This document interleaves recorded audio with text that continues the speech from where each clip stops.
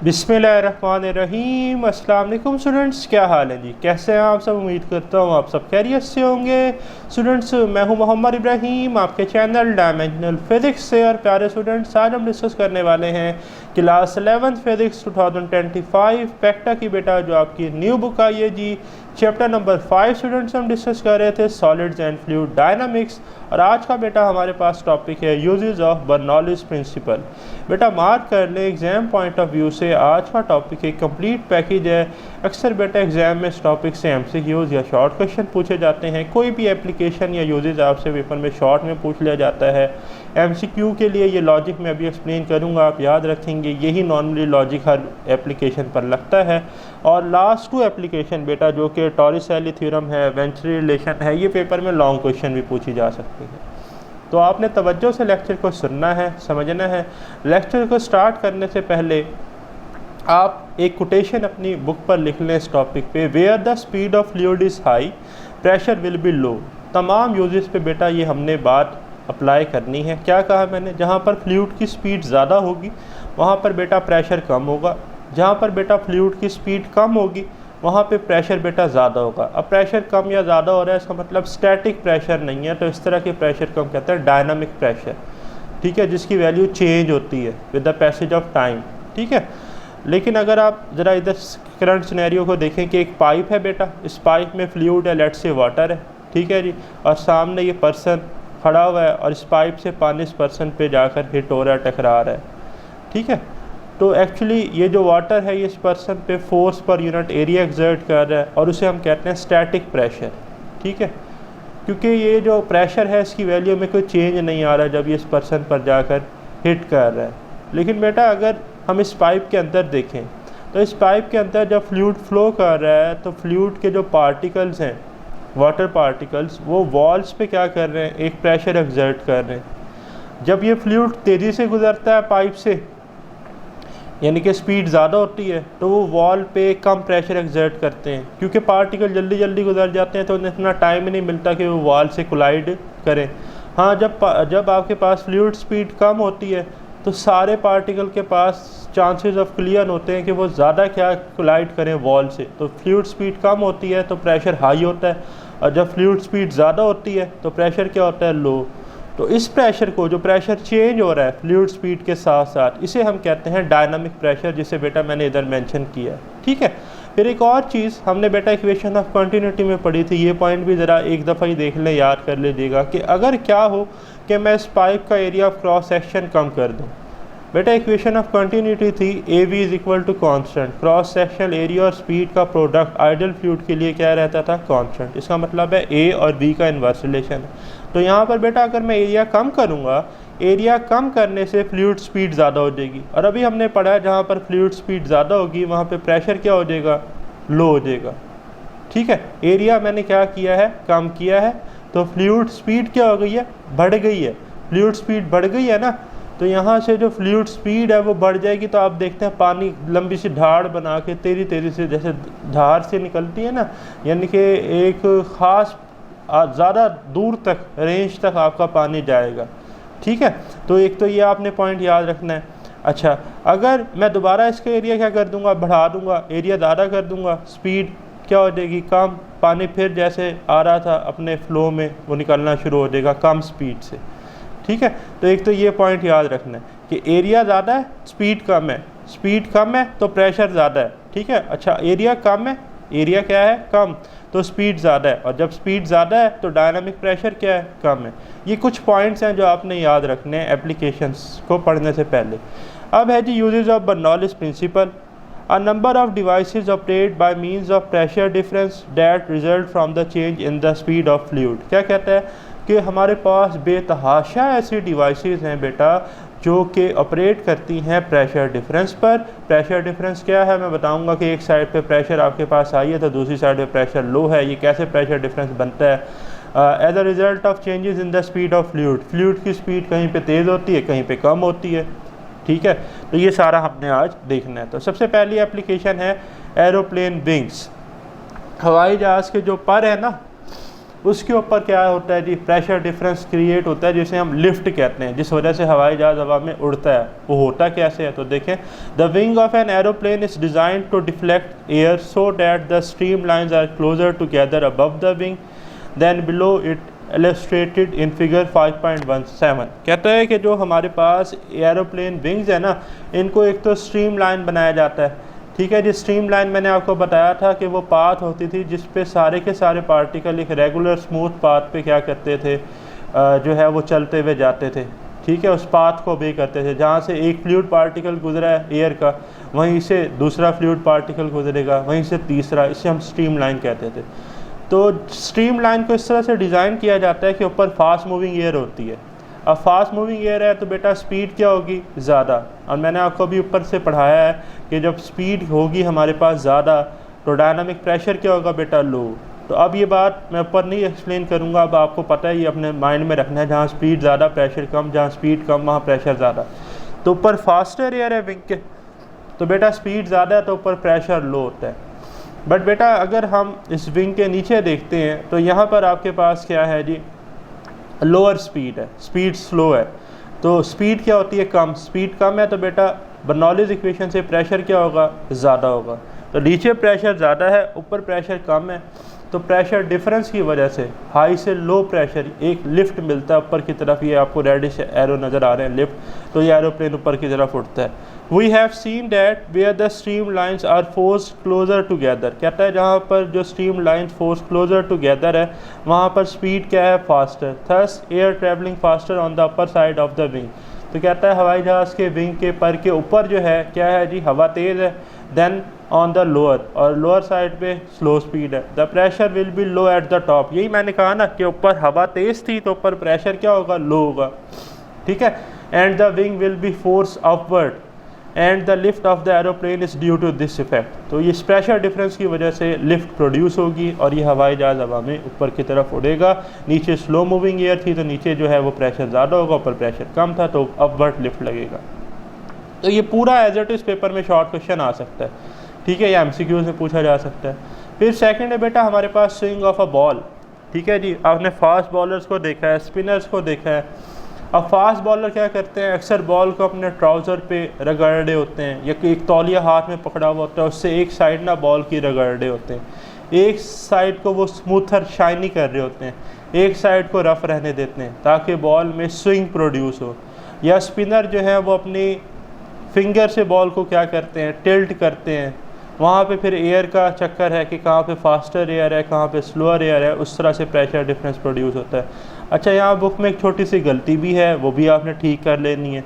तो देखें, when a ball is thrown और किक्ड विद स्पिन, कहता है या तो बॉल को कोई फेंकता है या किक करता है तो बॉल स्पिन करती है। The ball is made smoother on one side by bowler and remains rough on the other side, ठीक है। अब बॉलर नॉर्मली क्या करता है, मैंने कहा तौलिए से बॉल रगड़ता है तो एक साइड से बॉल को स्मूथ कर लेता है, दूसरी साइड से रफ़ी रहने देता है ताकि ज़्यादा स्विंग प्रोड्यूस हो, ठीक है। या स्पिनर है तो ज़्यादा स्पिन प्रोड्यूस हो। अब गलती बुक में ये है, the air moves faster over a rough side, ये एक बात गलत लिखी हुई है। यहाँ आएगा the air move faster over smoother side and slower over the rough, ठीक है। तो जहाँ पर रफ़ लिखा हुआ है बुक वाले ने वहाँ पर स्मूथ आएगा, और जहाँ पर बेटा स्मूथर लिखा हुआ है वहाँ पर रफ़ आएगा। ये आप अपनी टेक्स्ट बुक में ठीक कर लेंगे मिस्टेक, ठीक है।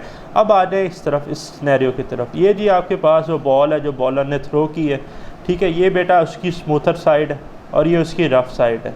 तो जहाँ स्मूथर साइड आपके पास होगी वहाँ पर एयर फास्टर होगी, फास्टर होगी तो फ्लूइड स्पीड ज़्यादा होगी, तो फ्लूइड स्पीड ज़्यादा होगी तो बेटा बर्नौलीज़ इक्वेशन से प्रेशर क्या होगा, लो। और रफ़ साइड पे बेटा आपके पास फ्लूइड स्पीड क्या होगी, स्लो, फ्लूइड स्पीड स्लो होगी तो प्रेशर क्या होगा, ज़्यादा। तो बेटा प्रेशर डिफरेंस क्रिएट होगा हाई से लो, और ये जो बॉल है ये फिर इस तरह से क्या कर जाएगी प्रेशर डिफरेंस की वजह से, इस तरह से स्विंग, जैसे मैं कर्सर मूव कर रहा हूँ यहाँ पे उसने करके भी दिखाया है कि इस तरह से क्या होगी, स्पिन हो जाएगी। स्पिनर था तो स्पिन हो जाएगी, फास्ट बॉलर था तो स्विंग हो जाएगी। स्विंग स्पिन आप दोनों मेंशन कर सकते हैं, ठीक है। According to Bernoulli's equation the faster moving air creates low pressure. यही मैंने कहा जी कि जो फास्टर मूविंग एयर है टॉप पर वहाँ पर लो प्रेशर क्रिएट होगा, while the slower moving air creates a high pressure, और जहाँ पर लो स्पीड है वहाँ पर हाई प्रेशर क्रिएट होगा। This pressure difference generate a side way force. ये जो प्रेशर डिफरेंस है इससे बेटा साइड वे फोर्स जनरेट होगी जो इस बॉल को स्पिन करेगी या स्विंग करेगी, नॉन एज मैग्नेस इफेक्ट। इसे ही बेटा हम मैग्नेस इफेक्ट कहते हैं। मार्क कर लें, पेपर में MCQs आ सकता है, शॉर्ट क्वेश्चन आ सकता है। Which cause the ball curve in the air, इसकी वजह से बॉल जो है वो कर्व होती है हवा के अंदर ही, ठीक है। तो ये आप मार्क कर लेंगे। फिर इसी तरह हमारे पास फ़िल्टर पंप है जी, जो हमारे वाटर को क्या करता है, फिल्ट्रेट करता है, पानी को साफ़ करता है जिसे हम पीते हैं, ठीक है। अब फ़िल्टर पंप में क्या होता है जी, ये फ़िल्टर पंप आपको नज़र आ रहा है, ठीक है जी। यहाँ से एयर फ्लो हो रही होती है और ये हमारे पास वाटर है जी जो हायर क्रॉस सेक्शन से लोअर क्रॉस सेक्शन की तरफ आ रहा होता है। अब ऊपर एरिया ज़्यादा है, इक्वेशन ऑफ कंटिन्यूटी से बेटा जहाँ पर एरिया ज़्यादा था वहाँ पर फ्लूइड की स्पीड क्या होती थी, कम। तो जहाँ पर फ्लूइड की स्पीड कम वहाँ पे प्रेशर क्या होता था, बर्नौलिस से हाई, ठीक है। जबकि अगर हम इधर देखें तो इधर एरिया ऑफ क्रॉस सेक्शन कम है, एरिया ऑफ क्रॉस सेक्शन कम है तो मतलब फ्लूइड स्पीड ज़्यादा होगी। फ्लूइड स्पीड ज़्यादा होगी बेटा तो इधर प्रेशर क्या होगा, कम। अब इसका मतलब है ऊपर हाई प्रेशर है, नीचे क्या है बेटा, लो प्रेशर है। तो ऊपर से हाई से लो प्रेशर आता है और यहाँ से एटमॉस्फेरिक प्रेशर जो है वो एयर फ्लो कर रहा होता है, तो पानी और हवा मिक्स होके आती है नीचे, एयर और वाटर, और वो फिर फ़िल्टर पंप से गुजरती है तो हमें साफ़ पानी मिलता है। तो देखें, a filter pump has a constriction in the centre, ठीक है जी। तो जो आपका सेंटर है फ़िल्टर पंप का, यहाँ पर नॉर्मली एरिया कम होता है, फ्लूइड स्पीड ज़्यादा होती है और यहाँ पर प्रेशर कम होता है, ठीक है। सो that the jet of water from the tap follows water hair, this cause a drop in pressure. कहता है यहाँ पर प्रेशर कम होता है, क्यों कम हुआ भाई, कंस्ट्रिक्शन थी ना, कम एरिया था तो फ्लूइड स्पीड ज़्यादा थी तो प्रेशर क्या था, कम। ऊपर प्रेशर क्या था, ज़्यादा, वाइडर एरिया की वजह से। This cause a drop in pressure near it and air therefore flows in the form of side tube. तो कहते हैं एयर फ्लो करती है साइड ट्यूब से। The air and water together are expelled, तो आप लिख सकते हैं the mixture of air and water together are expelled through the lower part of the pump. तो इकट्ठे निकलते हैं तो पानी हमें फिल्ट्रेट होके मिलता है। फिर इसी तरह हमारे पास है जी, ये भी शॉर्ट में आ सकता है फ़िल्टर पंप। फिर नेक्स्ट है कार्बोरेटर। जो आपके पास कार्बोरेटर है जी, कार इंजन जो है वो भी किस पे वर्क करता है आपका, सिंपली बर्नौलिस प्रिंसिपल पे। तो सिंपल है इसका लॉजिक, ये भी ज़रा देख लें। The carburettor of a car engine uses a venturi duct, ये जी हमारे पास वेंट्री डक्ट है, ये जो आपको नज़र आ रही है, ठीक है, to feed the correct mixture of air and petrol to the cylinders, ठीक है जी। अब इसके अंदर यहाँ से एयर आ रही होती है, आप देख रहे हैं एयर आ रही है, ठीक है, और ये हिस्सा वाइडर है, एरिया ज़्यादा है ना इस हिस्से का, तो एरिया ज़्यादा है तो यहाँ पर फ्लूइड स्पीड कम है तो प्रेशर क्या है बेटा, ज़्यादा। जबकि जो इसका सेंटर वाला हिस्सा है तो यहाँ पर आप देखें एरिया कम है, लेसर एरिया है, तो इक्वेशन ऑफ कंटिन्यूटी से फ्लूइड स्पीड ज़्यादा है और बर्नौलिस से जो प्रेशर है वो क्या है, लो। तो बेटा हाई से लो प्रेशर लगता है, यहाँ से हवा आ रही होती है, यहाँ पे क्या होता है, प्रेशर लो हो जाता है और यहाँ ये जो आपके पास है यहाँ से पेट्रोल इसमें जा रहा होता है, मिक्स हो रहा होता है। तो देखें, the carburettor of a car engine use a venturi duct to feed the correct mixture of air and petrol. तो यहाँ से एयर आ रही है बेटा, यहाँ से पेट्रोल आ रहा है, ठीक है जी, टू द सिलेंडर, ये सिलेंडर से पेट्रोल जा रहा है। Air is drawn through the duct and along a pipe to the cylinder, a tiny inlet at the side of the duct is feed with petrol. ये जो टाइनली inlet है जो इसको हमने पेट्रोल के साथ कनेक्ट किया हुआ है। अब आपने आगे देखना है जी, the air through the duct move very fast. अब जो कहता है कि जी हवा जो है ना वो बड़ी तेज़ी से आती है, कहाँ से, इधर से, क्योंकि यहाँ पर एरिया क्या था, ज़्यादा, एरिया ज़्यादा होने से फ्लूइड स्पीड कम थी तो प्रेशर हाई था। जबकि ये जो बेटा हमारे पास रीजन था यहाँ पर एरिया कम था, फ्लूइड स्पीड ज़्यादा थी तो प्रेशर लो था, तो यहाँ से हवा बड़ी तेज़ी से आती है, ठीक है। The air through the duct move very fast creating low pressure, तो अंदर लो प्रेशर क्रिएट होता है, which draws petrol vapours into the air stream. तो ये जो पेट्रोल है वेपर से यहाँ से एंटर होना शुरू हो जाते हैं एयर स्ट्रीम के साथ और ये मिक्स हो जाते हैं फिर, ठीक है। तो इस तरह से आपका जो कार्बोरेटर ऑफ इंजन है वो वर्क करता है आपकी कार्स का। फिर इसी तरह आपके पेंट स्प्रेयर है, बॉडी स्प्रे है, ठीक है। बॉडी स्प्रे में आपने देखा है इधर एक नॉब होती है, बटन होता है, उससे आप स्क्वीज़ करते हैं, प्रेस करते हैं तो एकदम से जो है वो फ्लूइड, वो स्प्रे बाहर आता है। एक्चुअली यहाँ पे भी जो वर्किंग प्रिंसिपल है वो क्या है, बर्नौलीज इक्वेशन। होता क्या है जी, जब आप यहाँ से उस जो आपके पास यूँ समझे बटन है, ठीक है, उसका प्रेस करते हैं तो परफ्यूम बोतल में जो आपके पास बटन होता है या स्प्रे बोतल में या पेंट स्प्रेयर में, उसको जब आप प्रेस करते हैं तो एक्चुअली होता ये है कि वाइडर एरिया होता है। वाइडर एरिया होने की वजह से हमारे पास फ्लूइड स्पीड कम होती है, प्रेशर ज़्यादा होता है। तो जब आप उसे प्रेस करते हैं ना तो हाई प्रेशर क्रिएट होता है, ठीक है। अब वो हाई प्रेशर कहाँ जाता है?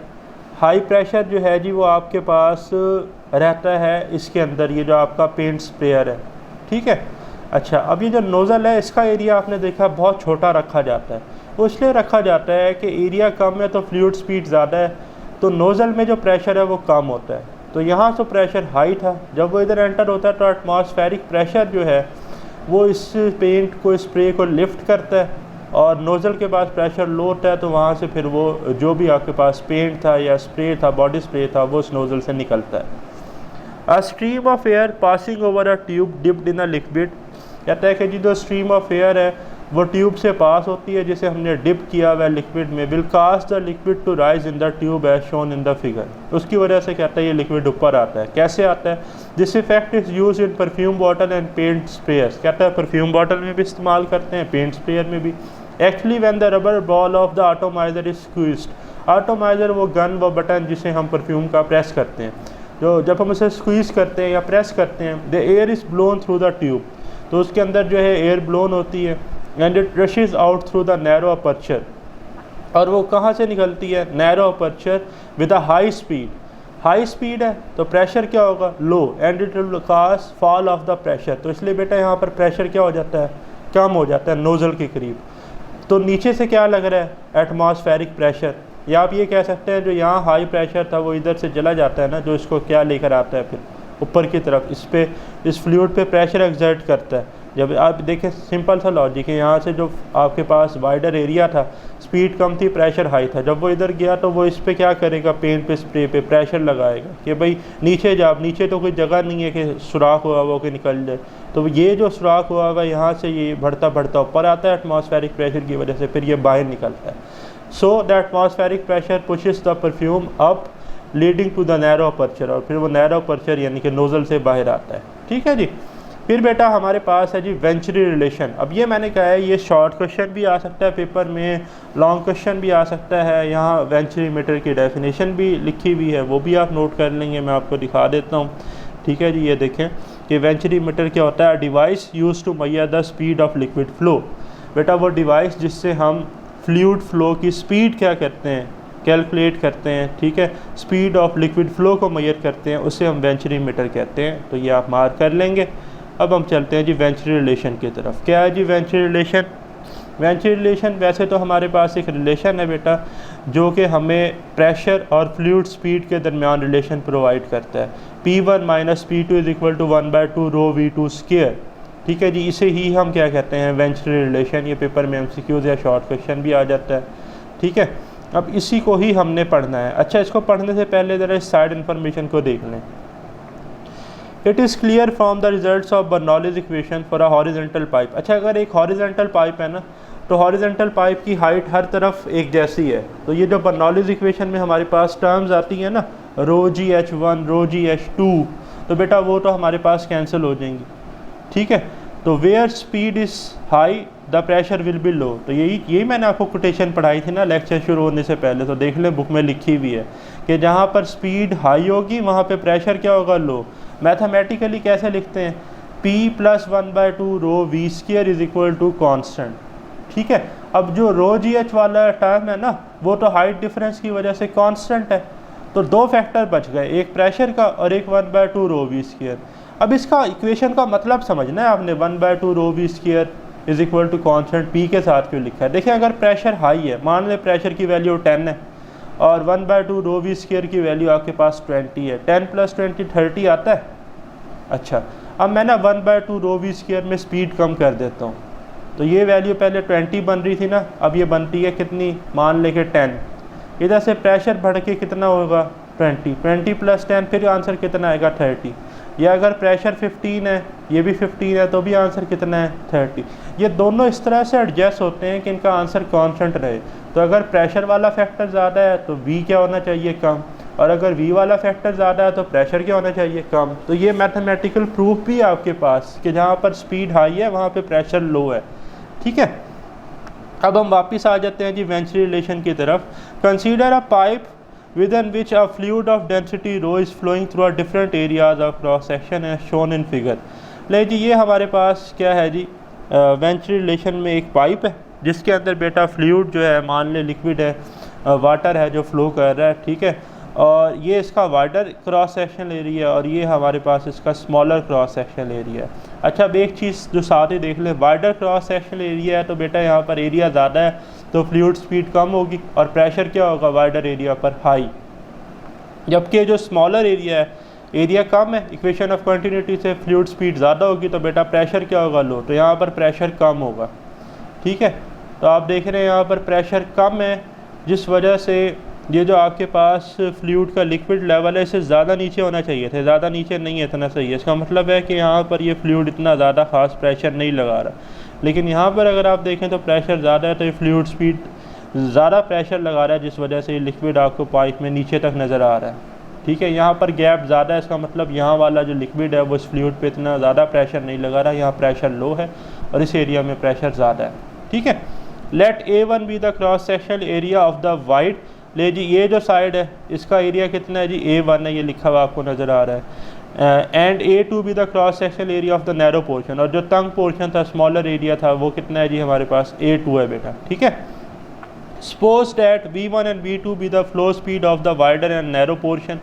यहाँ पर फ्लूइड स्पीड V1 है और ये एक मैंने डॉट लगाया रेड कलर का, ये फ्लूइड पार्टिकल अंडर ऑब्जर्वेशन है। इसी तरह ये एक रेड डॉट है, फ्लूइड पार्टिकल अंडर ऑब्जर्वेशन है। एक्चुअली मैंने डॉट इसलिए लगाया कि आपको पता चले with respect to ground level ये जो फ्लूइड अंडर ऑब्जर्वेशन है इसकी हाइट H1 है और ये जो फ्लूइड है इसकी हाइट H2 है। H1 और H2 हाइट बराबर है, ठीक है। तो पोटेंशियल एनर्जी वाली जो टर्म है, पोटेंशियल एनर्जी पर यूनिट वाली टर्म, वो कैंसिल आउट हो जाएंगी बर्नौलीज़ इक्वेशन से। मैं आगे ये बात एक्सप्लेन करूँगा, ठीक है। Pressure P1 and P2 indicates the liquid pressure at the both portion bye connecting the limbs of the manometer. Manometer जो है वो प्रेशर मेजरिंग डिवाइस है जी हमारे पास, ठीक है जी।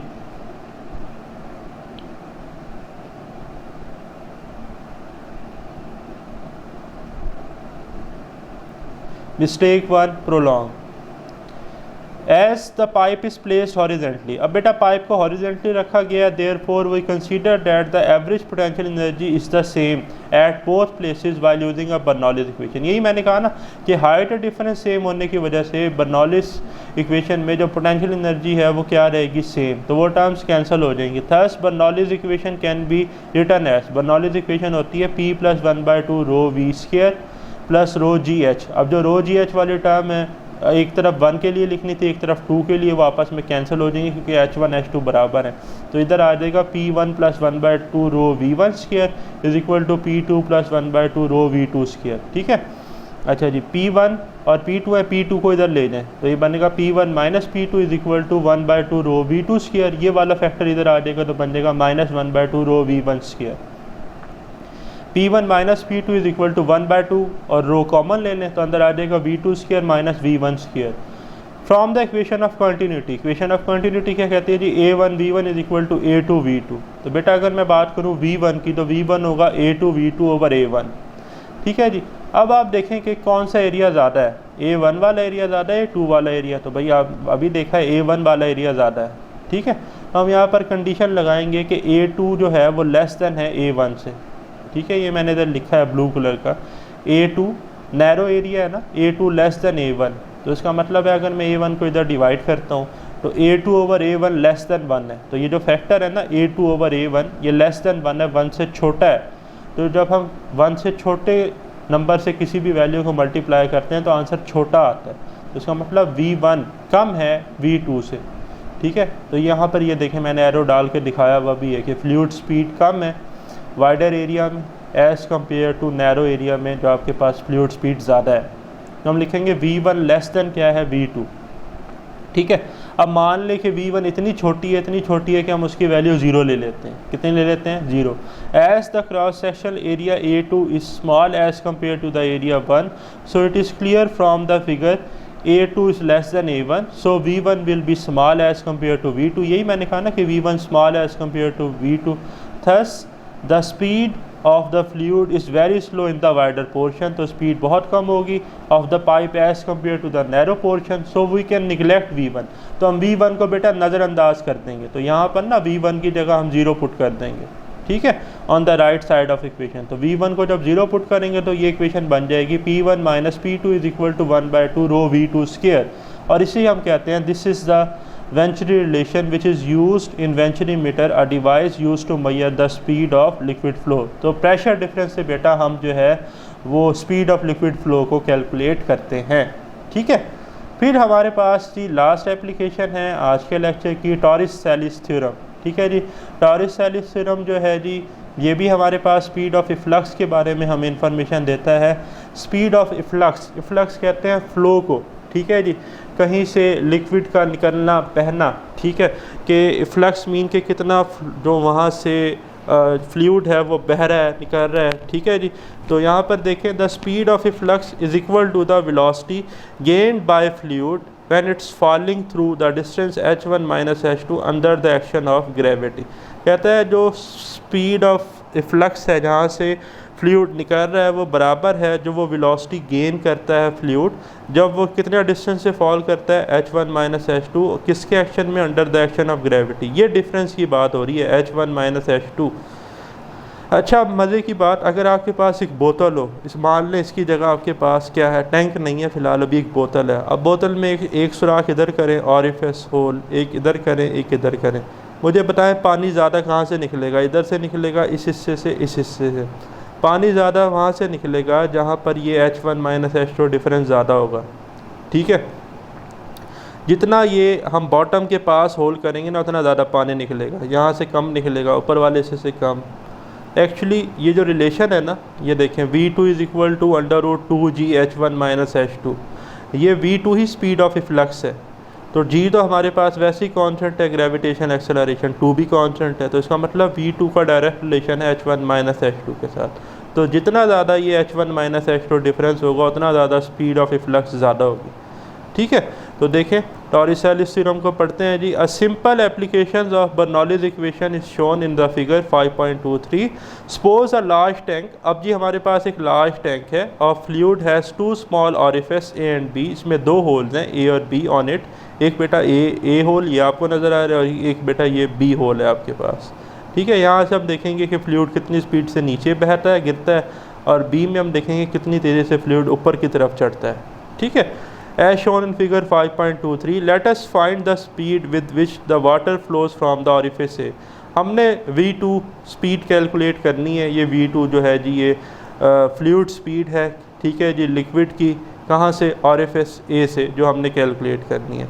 Since the orifice are so small, orifice बहुत छोटा है, एरिया कम है यहाँ का, तो फ्लूइड स्पीड क्या होगी जी यहाँ पर, हाई होगी, ठीक है। Since the orifice are so small the flux speed V2 and V3 will be much larger. V2 कौन सी, इसकी, और V3 इसकी B पॉइंट पर जो है वो V3 है, much larger than the speed V1।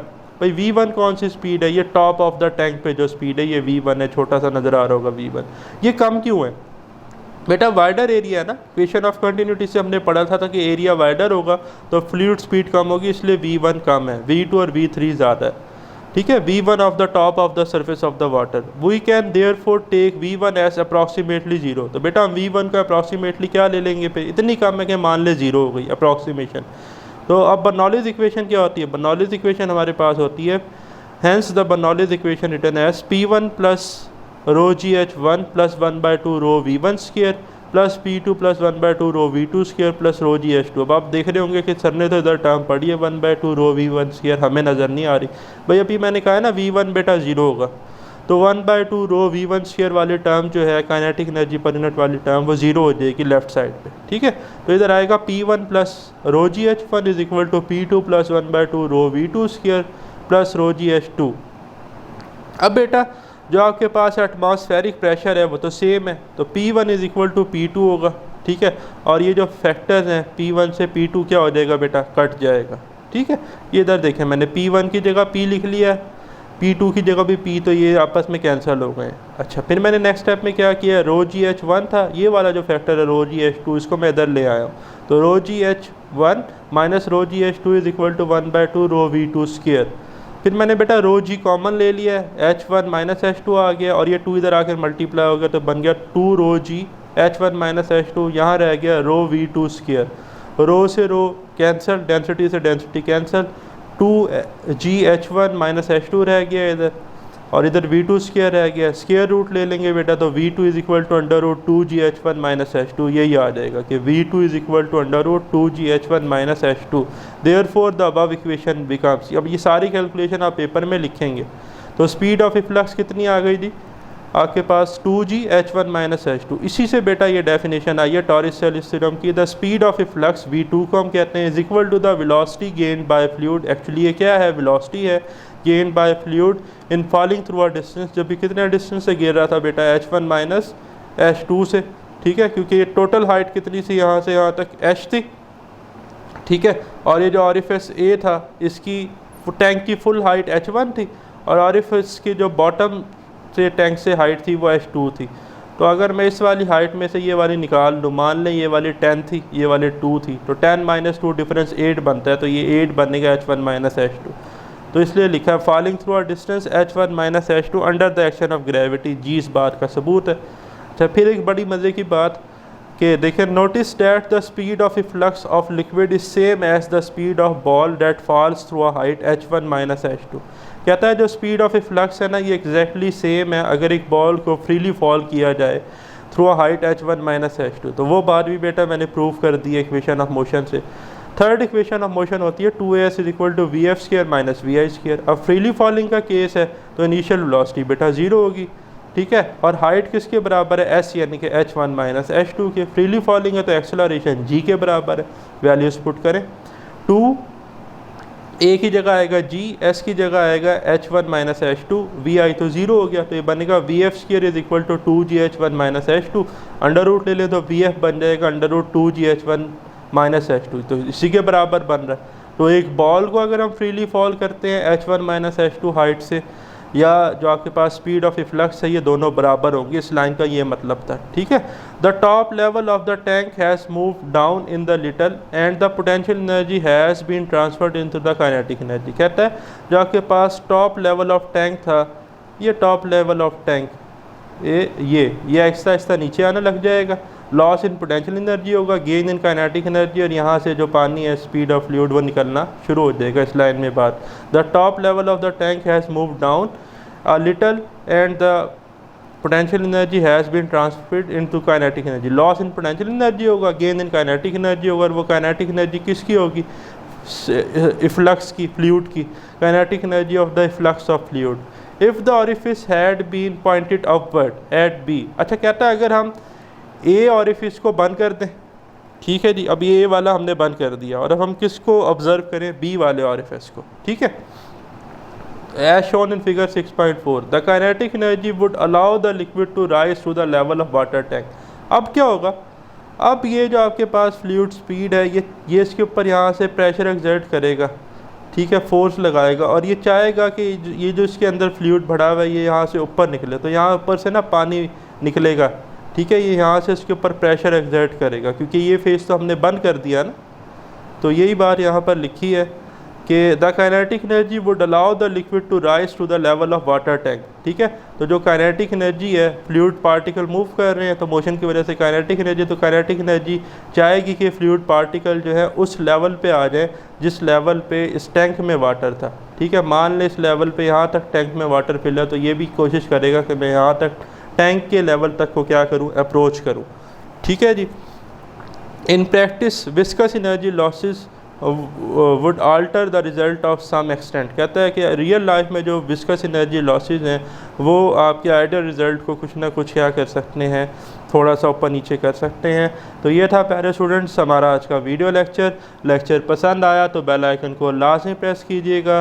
Very soon बेटा हम डिस्कस करेंगे नेक्स्ट वीडियो लेक्चर को। अल्लाह ताला आपको बरकत और कामयाबी अता फरमाए। खुदा हाफिज़।